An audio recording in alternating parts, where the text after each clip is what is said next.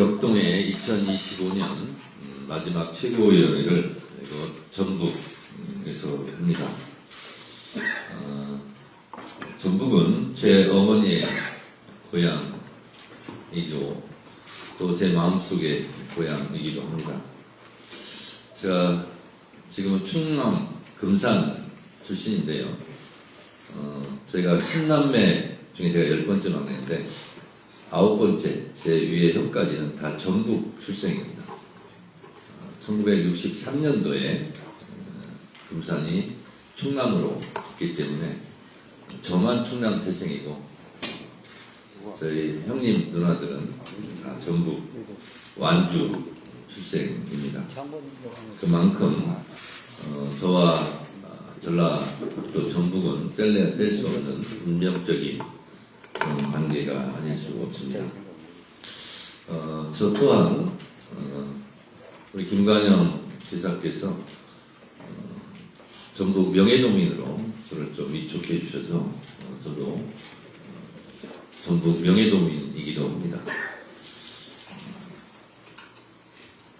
전북은 동학의 발생지입니다. 동학의 발생지라는 것은 민주주의의 발원지라는 뜻이기도 합니다.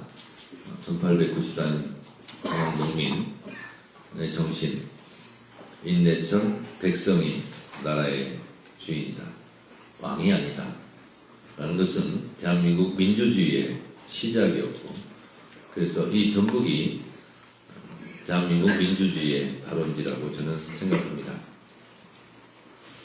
1894년 12월 31일 우금치에서 동학 농민군이 크게 패퇴했지만 그 정신은 살아남아서 3.1운동과 4.19, 부마 항쟁, 그리고 5.18, 광주민주화운동, 87년 이율항쟁으로 이어져 있습니다. 저도 87년 저희 학교 교정에서 보원철폐 독재타도 대통령 직선제를 외치며 서울 종로, 서울역, 명동으로 진출할 때 동학농민혁명가를 부르고 있었습니다.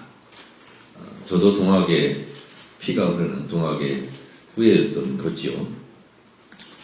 이처럼 전북에서 발원한 민주주의 역사 140년이고 그 정신에 입각해서 현재의 헌법이 만들어졌기 때문에 우리는 12.3 비상경 내란 사태를 이겨낼 수 있었습니다. 지금의 헌법은 국회 해산권이 없습니다. 그동안 계엄 이런 걸 보면서 87년 유월항쟁을 통해서 새로 만들어진 지금의 헌법에서 국회 해산권을 없애버렸습니다. 만약에 이러한 민주화의 흐름이 없었다면 13 비상계엄은 국회가 해산돼서 막을 수 없었을지도 모릅니다. 그만큼 생각해보면 우리가 사는 오늘의 민주주의는 그 이전에 민주주의를 위해서 싸웠던 우리 선배 열사들의 피와 땀을 잊어서는 안 될 것입니다. 그런 의미에서 2025년 마지막 최고위원회를 전북에서 열게 된 것은 매우 뜻깊다 하지 않을 수 없습니다. 이런 민주주의에 대한 기여가 큰 전북이 삼중 소외에 시달리고 있다는 것도 잘 알고 있습니다. 그래서 제가 대표에 취임하자마자 특별한 희생에는 특별한 보상을 해야 된다는 이재명 대통령의 국정 철학에 맞게 호남발전 특위를 만들어서 민주주의에 헌신하신 이곳 전북 도민들에게 이제는 국가가 보상을 해야 된다는 생각을 쭉 갖고 있었고, 오늘 최고위원회 이 장소도 마지막은 전북으로 해야 되겠다라는 생각을 갖고 이곳에 왔습니다. 호남특위의 노력으로 전북은 올해 내년 사상 첫 10조 원의 예산 시대를 열었습니다. 10조 834억 원으로 역대 최대 규모입니다. 이번 예산은 전북의 미래를 여는 투자입니다. 피지컬 AI 생태계 조성, 우주 방사성 영향 평가형 사이클로트론 구축을 통해 전북을 AI, 바이오 생명, 우주융합 혁신 거점으로 키워 나가겠습니다. 농어촌 기본소득 시범사업 확대와 전북 재활병원 건립 등 민생 SOC 예산도 빈틈없이 보강했으니 앞으로 잘 그것을 키워나가도록 하겠습니다.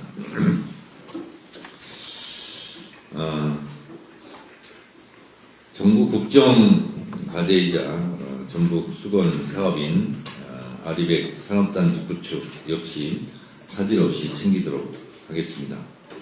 대통령께서도 말씀하셨다시피 새만금 사업은 현실적으로 가능한 범위를 명확히 하고 속도감 있게 추진해야 한다고 말씀하신 만큼 당에서 적극 뒷받침하도록 하겠습니다. 이곳 저희 어머니의 고향인 전북을 위해서 앞으로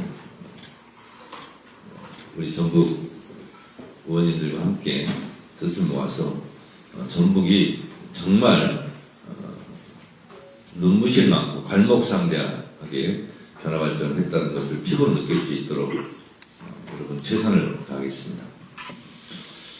2025년 오늘이 마지막 날입니다. 1년을 돌이켜봅니다.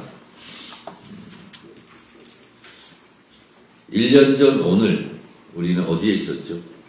아마 광장에 있었을 겁니다.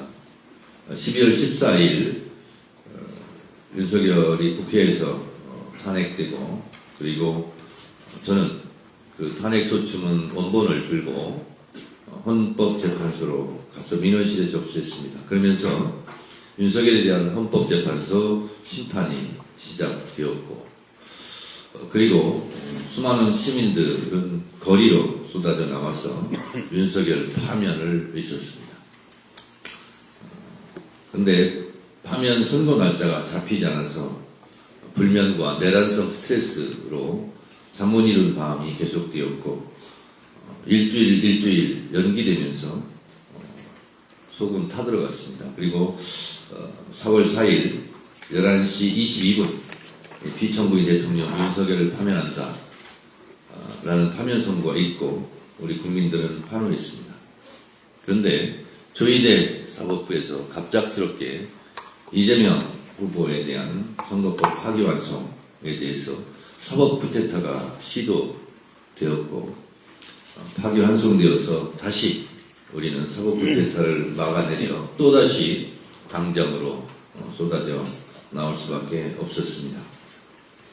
참으로 큰 민주주의의 또 한 번의 위기였고, 이 위기를 대한민국 국민들이 또 슬기롭게 극복하고 6월 3일 이재명 정부의 출범을